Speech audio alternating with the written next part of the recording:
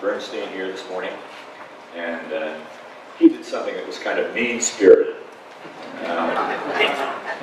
The book Bogle on Mutual Funds has been the #1 book on Amazon since the day it was published 7.5 years ago, and it continues to be the #1 book today. It's amazing. I don't know any other book in any category that has that sustained kind of leadership for 7.5 going on 8 years. Applause. So that's Common Sense. It's the little book that's the one that does so well. That's #2, by the way. So if Amazon is a good guide, I think it's as good as any. A lot of volume goes on there. Probably 40% of the books sold in America, maybe 50. So it's a pretty good test. And obviously, I'm pleased with that. But Bill, darn him, brings out a book on retirement. Are You Ready? I think it's called. It's a great book. It's a short book. He gives it away. He's #1. Don't do that to me. You're not a mini Vanguard there, man. Cutting costs all over the place. But in any event, I think everybody that exists now owns Bill's book, so I can come back to #1 again. I do want to concede that on the mutual fund list at Amazon is not in the same genre as, say, 50 Shades of Grey. Now, you shouldn't have read that. You must know what's in it when you're laughing. But in any event, it's been great to see those books do so well. They're 3 of my books are the most wished-for books on Amazon. And still selling, I think it ranked in all books, obviously not #1, but maybe number 2,500 or 3,000. And they have, I think it's 5 million books, something like that on Amazon. So it's pretty good, and it's an awful lot of fun to have done that, and to have it work out so very well with the acceptance of shareholders. There are 2 more books coming out, even though I promised my wife, I probably told you earlier, I wouldn't write anymore. These aren't real books, but we're going to give you, in view of your loyalty to being here today, we're going to give you copies of each of them. And they're out there. We don't want you to have them now. You should all be reading them. And one is a very short, more of a pamphlet than a book, called The Man in the Arena. And it's the transcript of a follow-up to the Legacy Forum that they had for me, 60-year Legacy Party they had for me at the Museum of Finance in New York. And we had 4 really distinguished people who took the day off, basically, to come to New York and talk about me. It seems kind of amazing to me. I'm sure it seems kind of amazing to you. There was Alan Blinder, professor from Princeton, head of the Economic Studies, Center for Economic Policy Studies, professor there for many years, former head of the Vice Chairman of the Federal Reserve Board, frequent contributor to the Wall Street Journal, regular contributor to the Wall Street Journal. We had Cliff Asness, a hedge fund manager, probably the biggest group of hedge funds in America, who had a little side story. He tells this story in The Man in the Arena in this transcript. He says he has a license plate on his car that says WWJD. And someone says, wait a minute, Cliff, aren't you like Jewish? What is Jesus doing there? And he said, no, it's not Jesus. What would Jack do? He's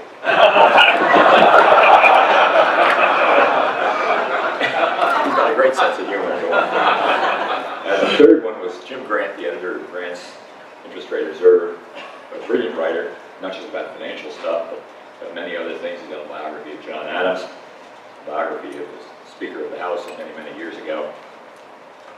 And he was there, and his thing was about Bizarro Bogle. Are you familiar with Bizarro? Anybody here? Well, Bizarro is the anti-Superman. They used to talk about him on Seinfeld, and I have never watched Seinfeld, but he's the exact opposite of who he's supposed to be. So Jim Grant's thing is a little riff on me, following a different career for different reasons. And my career is such that my son decided, my career as a hedge fund manager, Bizarro, the opposite of what I do, was superseded. My son then thought, that's not the right way to run a business, so my son started the first index fund. And his last line was something like, whatever the case, it's all about the money. And the final one was Dick Silla, a professor of finance and basic corporate history at NYU. And he compared me with, I hate to tell you this, but it's silly, but it's nice, with Alexander Hamilton. And I think I came off well in the comparison. But that's in the Man in the Arena. And then it looks like this. And thanks to Mike Nolan, my wonderful assistant, who's here somewhere over there, we self-published. Selfies. Well, this is a selfie.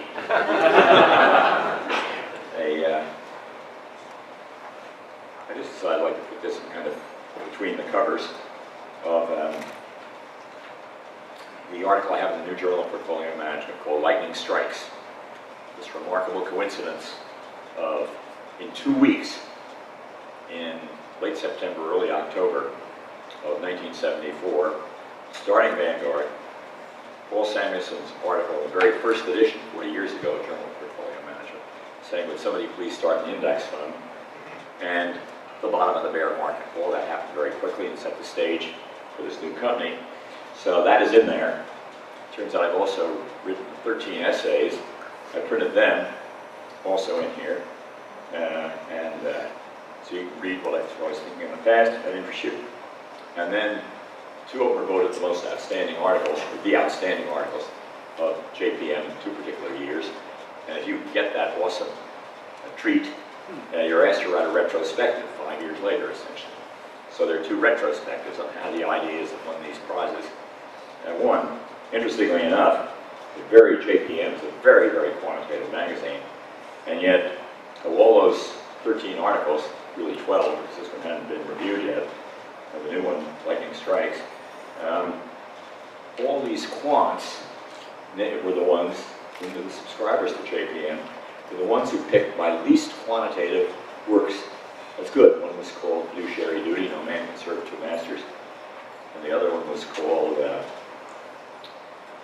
something. You get what you pay for or something. Oh, there's an idea so important that you can't think about anything else. And that was the title of it. And it's about the cost of the financial system. And then without a lot of big data in there and a lot of complicated formulas, those were the 2 they selected. And then I printed also Paul Samuelson's original article. And one more nice letter from Paul Samuelson to me on my 80th birthday. And that's about it. But that's in the book. And that looks like this. And I thought you'd be interested in the dedication, which I thought about doing a little bit late, just the last minute. And I think I'll read this, not very long.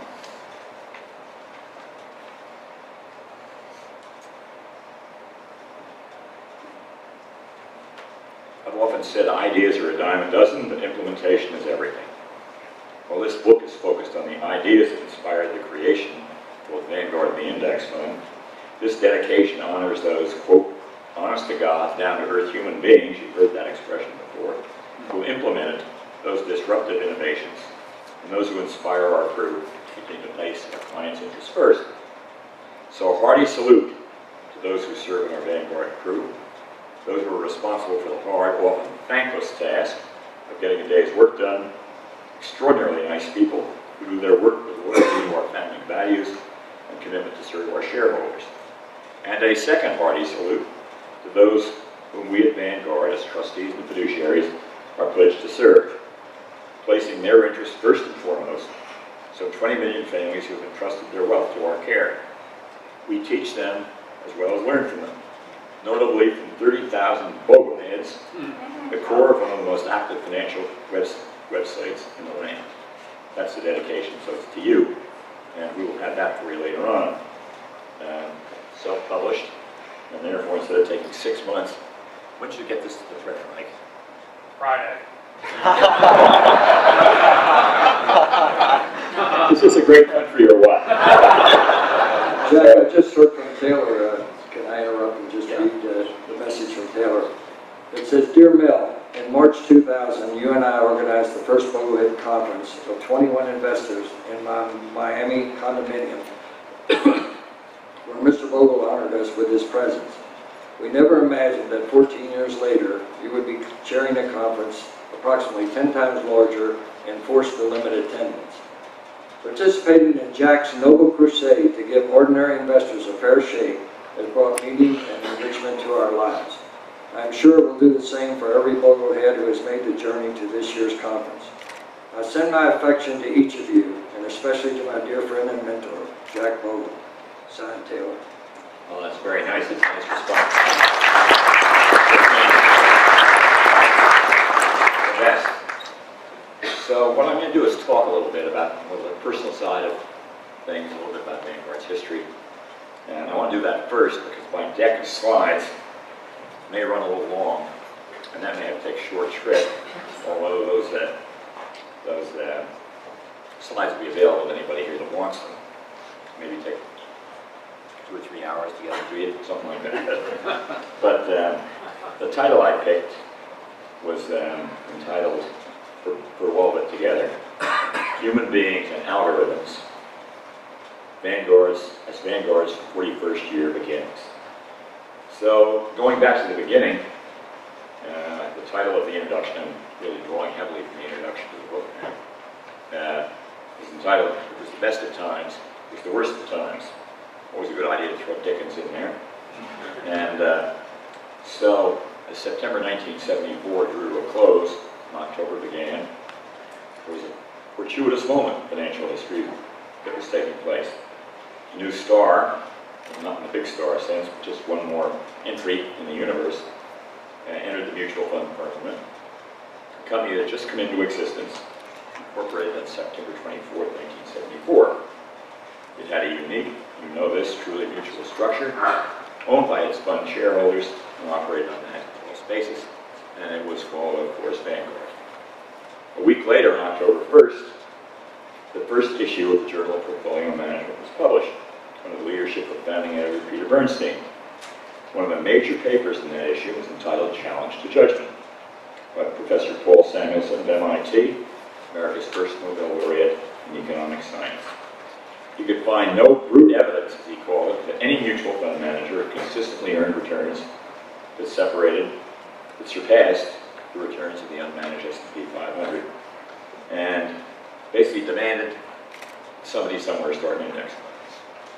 In retrospect, his essay, powerfully echoed my early 1951 rudimentary statistical research and my Princeton thesis that reached a similar conclusion.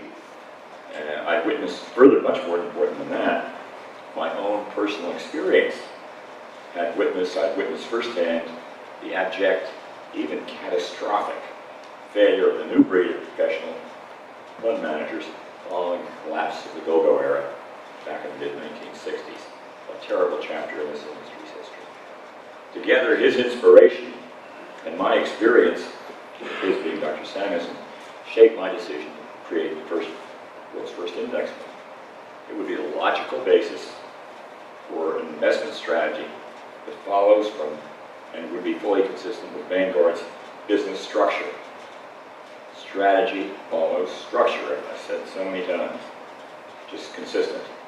2 days later, October 3rd, the third fortuitous event took place.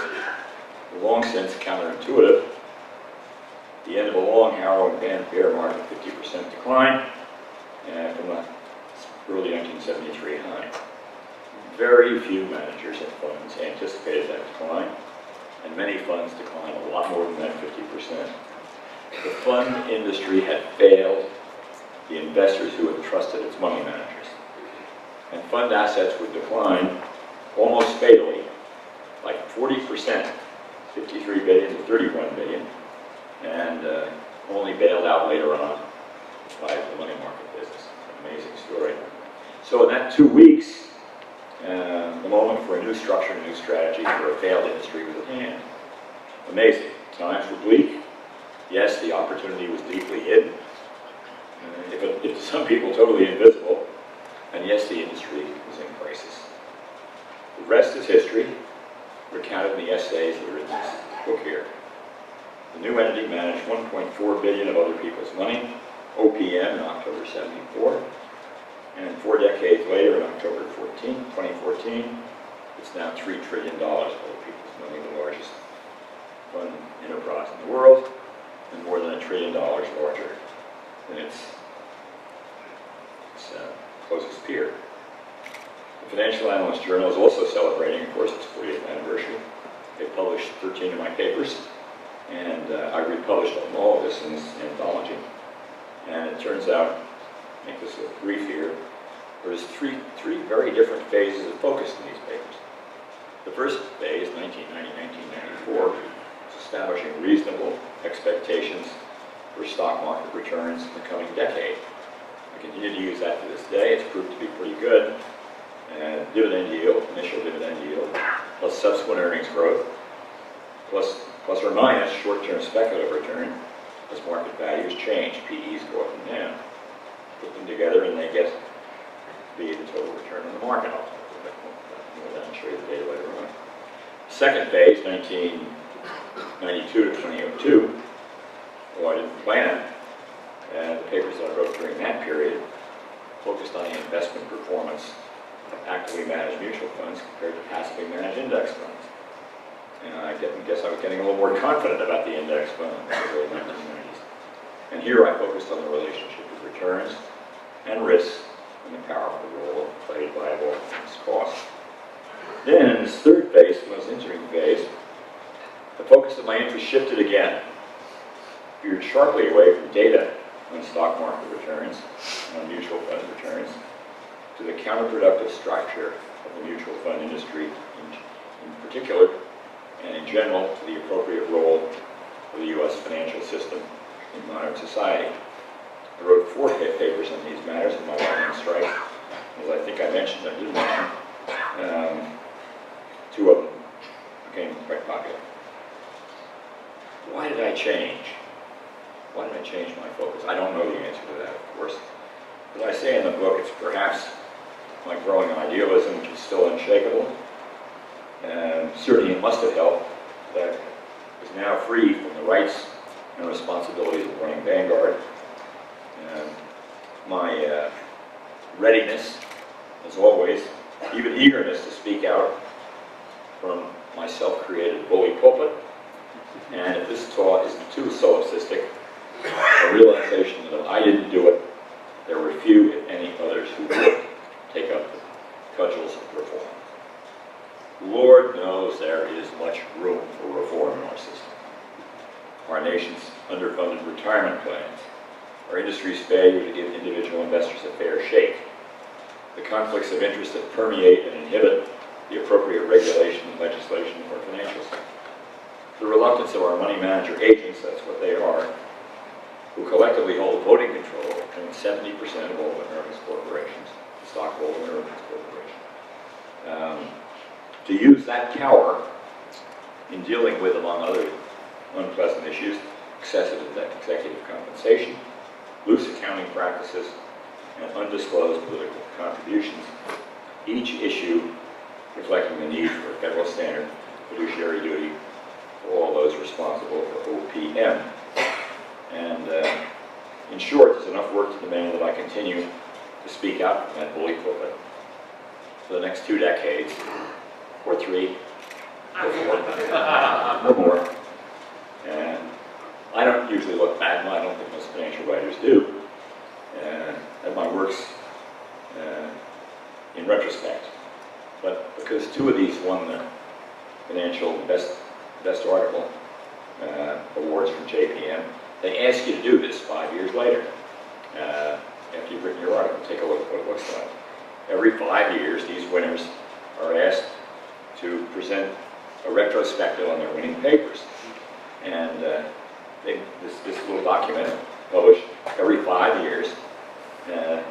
So I did that with the speeches that I wrote, outstanding articles in 2008 and again in 2009. Now, that first retrospective, early in 29, was on a 2008 paper as the time fell, so I didn't really have a lot of time to think about it. A question so important, I finally got it right here. that it should be hard to think about anything else, was included in the 5-year cycle, 2004-2008, only a year before I was asked to write this essay about the counterproductive counterproductive actions for financial intermediaries. It had already, within a year, garnered very broad, high-level support. I'm not sure that this was all inspired by me, but it happened to come almost immediately. A major article in the New York Times, an essay by Simon Johnson, former chief economist of the International Monetary Fund, and Buttonwood, the incisive columnist of The Economist of London. And that's all, terrific people adopting this idea of the role of our financial system in subtracting value from the returns investors get in its own behalf. I concluded in that retrospective expressing my pleasure, the escalating, rent-seeking, even rent gouging by our financial intermediaries, never one to waste an adjective, have been recognized, initiating, as I wrote the title, force, an idea whose time had come. And you see this in the documents I'll show you later on. Not enough, but it's beginning. And in 2014, just this year, I was asked to write another retrospective on my award-winning 2009 essay, The Fiduciary Principle, A Man Can Serve Two Masters. Here the tables were turned because I had fully 5 years to consider the impact of what I'd written. And in retrospect, what I liked about that paper was the most naked presentation of my native idealism that I've ever dared to write, focused as it was on the need for integrity, principle, and ethical responsibility in finance, in a phrase, fiduciary duty. And particularly, I was proud, I hope it's okay to be proud, citing similar wisdom from some of the greatest men in financial history. Adam Smith, can't beat that, John Maynard Keynes, and Ben Graham, and of course, U.S. Supreme Court Justice Harlan Fiske Stone, whose 1934 essay, The Public Influence of the Bar, provided both the inspiration and foundation for that paper. Yes, as he wrote in that essay, writing in 1934, there is nothing more vital in our own day than those who act as fiduciaries should be held to those standards of scrupulous fidelity which our society has the right to demand, as it does. That was true in 1934. It was true in 2009 when I wrote that article. It is still true in 2014, and it will be true forevermore. Now, there's a lot more in here, but I guess I could say there has been yet another shift, partial shift. I have busy days and I'm trying to get a lot done. And I do want to say thanks to Michael, who was an unbelievable help to me. Just Michael and me and Emily, and she'll be here later. You won't know her. She's been here before. My amanuensis, I think that's the right word. Look it up. And she will be here. And the three of us, plus Sarah, who's in part-time, crank out this huge volume of work. So I'd like to publicly express my thanks to you, Michael, for doing such a fantastic job. You've been with Vanguard around 13 or 14 years, and with me for 3.5, and I couldn't do it without him. A lot about it. Kevin is out here somewhere. My long-lasting, probably long-suffering, are you here, Kevin? Somewhere back there? Yeah, there's Kevin. Kevin Watson. I couldn't have done without him in those days.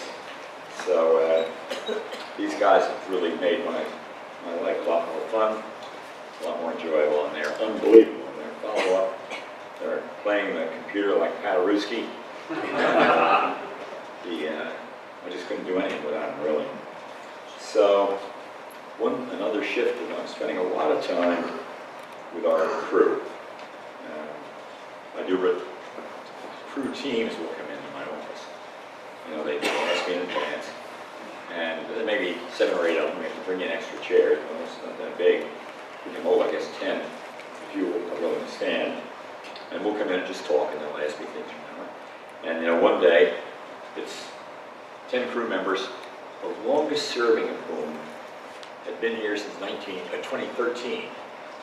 The longest serving. And I say, who has the gall, the temerity, to ask for a meeting with me? And Then I did one luncheon with 5 ladies who've been there for an average of 26 years. A group that works together.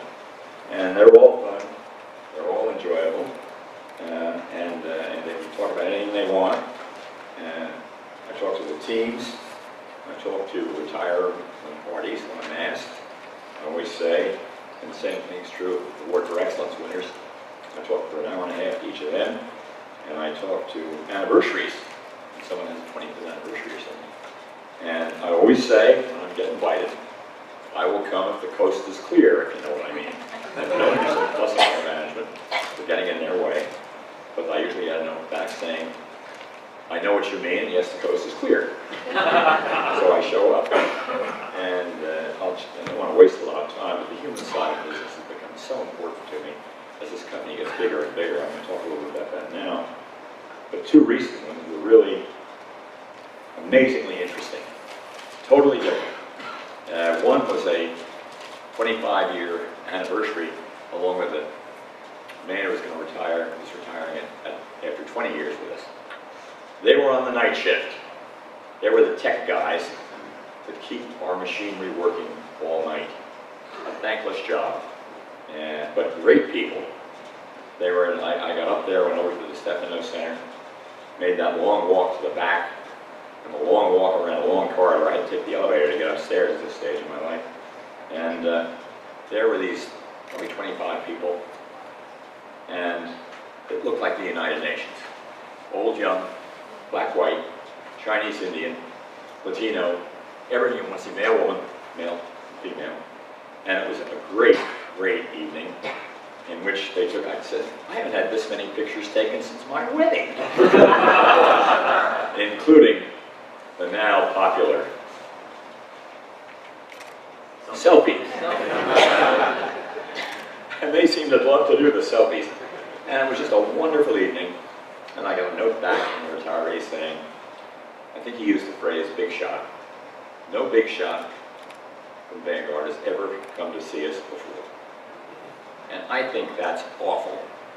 And I was happy to fill the gap. And to make the, more than happy, ecstatic. I could hardly sleep that night. I was so excited about it. And particularly, this is a little sidebar, particularly since my wife does not like me to be going late. I have a time when I'm supposed to arrive home in the afternoon, which means getting out of the office at 4 and getting home at 4:30, and resting a little bit, sometimes even taking a nap. And she doesn't want me working so hard. And she doesn't want me working at night. She doesn't want me not being there for dinner. So, and she's right, by the way, in all counts, as usual. She said, what a great thing to do. She understood the difference between, a lot of other things I could be doing.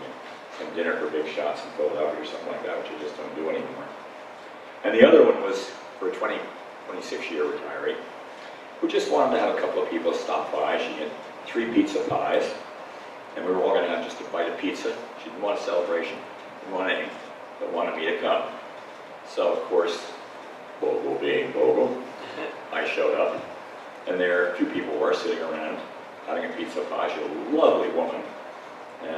And she said something that broke my heart. You made it possible for me to retire early with her retirement plan, Vanguard. And I said, oh boy, that's a mixed emotion. So I'm getting rid of you because we're losing you because we made it easy to leave. That's what we call a paradox. So I started to talk a little bit about these things, 25-year things. I often tease them by telling them, I'm sure they remember it, because I used to speak at every $1 billion advance we made and every 10 billion. And I said, Susan, I know you'll remember some of these speeches. And it's amazing, the speeches all those years ago. I'm not embarrassed about it all. It's a great consistency of theme. And I just read a couple of things out of the books and kid around about a little thing. I mean, in her case, she came to us when her assets were $45 billion. So I thanked her for the remaining $2,955 billion. And I started to talk, and I guess I have kind of a loud voice. And this was just like all over cubicles and people answering the phone and that kind of thing. And the next thing I look around, like 5 minutes into my talk, very, very informal, it's like a flash mob. There must have been 120 people there. How this thing happened, I don't know. You just can't have better days than I have, being with the people that do all the hard work. Gives me a chance to remind our crew of our corporate values, our corporate structure, our corporate history, our investment strategy. And I try and explain to them the story of Vanguard. I want to know how hard it was at the beginning. We had $1.4 trillion. God, I still can't get it right. $1.4 billion of assets at the beginning. And our shareholders were so impressed that they took out $400 billion in the first 3 years. There's a vote of confidence for you. Capped off by an article in Forbes magazine talking about the new separate organizations of Wellington and Vanguard. And it was entitled, you'll know this is right out of Romeo and Juliet, "A Plague on Both Your Houses." And they did apologize, but I'm damned if I know why it took them 23 years to do it. That's a long time to wait. And I'm a patient fellow. I make sure to live that long. But it's a story of contrarian opinion, opportunity deeply hidden, introspection about an industry that was losing its way. I guess some courage and stubbornness had to be there. In so many ways, a story about serving, you notice again, honest to God, down to earth human beings with their own hopes and fears and financial goals. It's a story of trusting and being trusted, and realizing through all that gray fog that we see today, or muddy values, there is in fact remain issues that are white or black, right or wrong. And I say, don't compromise. I've never been good at compromising. I guess there may be a time for it, but never compromise. One of our directors used to say, never compromise on matters of principle. I didn't spend a lot of time, I don't think, 40 years ago, wondering about whether or not I'd be around to celebrate our 40th anniversary. Obviously, not everybody lives much beyond 85, and the odds are not improved when you've been beset by profound cardiac challenges that began 14 years before Vanguard was even born. When it began, I must have been wearing blinders to ignore the odds. Entrepreneurs, it said, are as risk averse as everyone else. Fundamental characteristic of entrepreneurs, risk-seeking, is self-confidence. Entrepreneurs may recognize, probably do, that starting a business is risky. They just believe their innate skills will win out. A third of all entrepreneurs, according to a survey, thought there was no chance, zero chance, they would fail. Looking back over my own decisions in the early years, I think it's a very perceptive observation. I guess you could say I just don't scare very easily. Yes, some great ideas, structure and strategy, are central to our ability to change the world of investing for the better. It's very clear that's what we've done. But I yet repeat, as I say in the beginning of my the previous introduction, ideas are a dime a dozen, but implementation is everything. So I'm shameless about taking every opportunity to be with our crew members and continue to provide what leadership I can, the commitment they provide, the leadership, the commitment, the loyalty, the professional skills, and the human values that have been essential and remain essential to Vanguard's success and whatever further success we might achieve before we celebrate our 50th anniversary, and God willing our 100th, which I also expect to be around for. And then maybe I'll be satisfied with Wellington Funds having its 88th anniversary this year, so maybe I'll be there for it soon, who knows. But these crew members are our legacy, and they are the keepers of our value. Leadership at the top really can't keep those values. You can try and reinforce them, but it all comes from the people who are working day after day together. So there's been great joy in my life, as you can probably tell, in these past 40 years. I love the joy of the battle. I love working on the firing line with the crew. Those who do the hard work, thankless work, often thankless certainly, of serving our clients and owners. And I get such joy every day of going over to our galley for lunch, waving to our crew, chatting with them, meeting with them on so many fine teams that I mentioned, large and small, and visiting on their anniversaries and so on.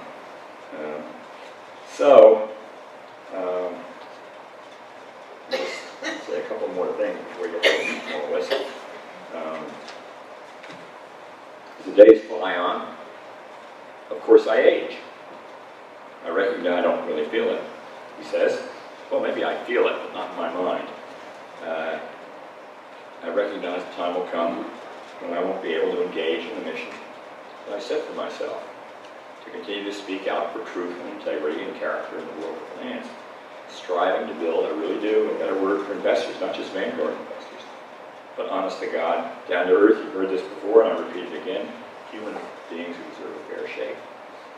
One's strength to carry on, alas, does not, cannot go on forever.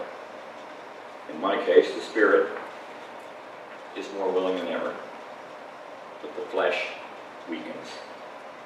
So, for me, the human beings who have been part of my long career, including all of you, including our Vanguard crew, have been by far its most important aspect, particularly in these most recent years. I'm not sure I was this considerate of everybody, very arbitrary, capricious, high-handed, dictatorial. When Vanguard started, I thought I had to be. That's my nature anyway. But I've learned a lot about dealing with human beings. And I've often said, I like human beings better than algorithms. And I like judgment better than process. Not that our size today, Nick's blessing, we don't require an awful lot of algorithms and an awful lot of process. Neither has ever been my strong point. In its early years, we were young, beleaguered, scorned. But by the mid-'80s, we developed a momentum that's continued ever since, built on the same pillars of our founding: strategy, power, destruction. So in this rapidly changing world, how many firms can say that? They're doing the same thing they've been doing for 40 years, and it still works. Especially in those early years, where our success was by no means assured, as I told you. My highest priorities were the need to be optimistic every day, no matter how many reverses there were. Set the standards for commitment. I basically had to be the longest working person there. I had to be the first one in the morning and the last one out at night. And I wasn't probably not quite the first, but I was usually in the office at 6:30, left at 6:30. No, that didn't mean I didn't work at all. It's 6:30 in the morning and 6:30 at night. But to communicate openly and to give the crew the strength to carry on. Turnabout is fair play, and today it is our crew and all of you at Bogleheads who are giving me the strength to carry on. The tables have been turned. These recent years have not been the easiest for me, surprisingly.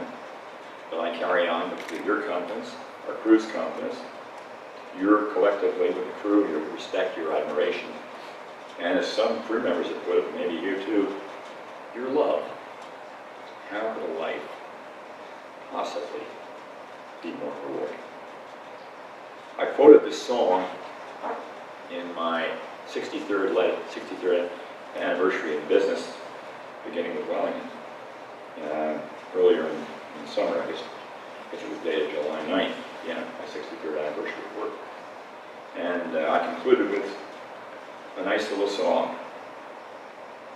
Sometimes in our lives we all have pain, we all have sorrow. But if we are wise, we know that there is always tomorrow. Lean on me when you're not strong. Lean on, and I'll be your friend. I'll carry on. I'll carry on. At the end of that, you know the song. Lean on me, and I know I lean on you. So it's been a fabulous time. I am very reflective of it. Until I'm going to need somebody to lean on, so thanks, Bogleheads. I lean on you, and you lean on me, and it's been a very rewarding part of life.